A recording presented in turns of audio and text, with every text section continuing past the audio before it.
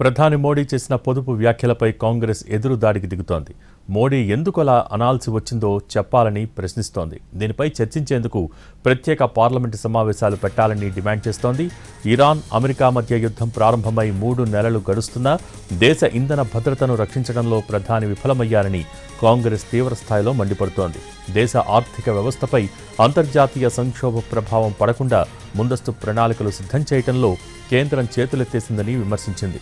యుద్ధం వల్ల ఏర్పడే ఇంధన కొరతను ఎదుర్కొనేందుకు ప్రభుత్వం ఎటువంటి ప్రత్యామ్నాయ ఏర్పాట్లు చేయలేదని ఆరోపించింది. ఈ మేరకు కాంగ్రెస్ ప్రధాన కార్యదర్శి కేసీ వేణుగోపాల్ ట్వీట్ చేశారు.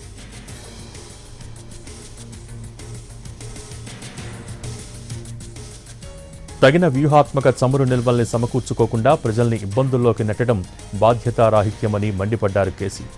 దేశ ఆర్థిక స్థిరత్వం కంటే ఎన్నికలు, రాజకీయాలకే ప్రధాని మోడీ మొదటి ప్రాధాన్యత ఇస్తున్నారని విమర్శించారు.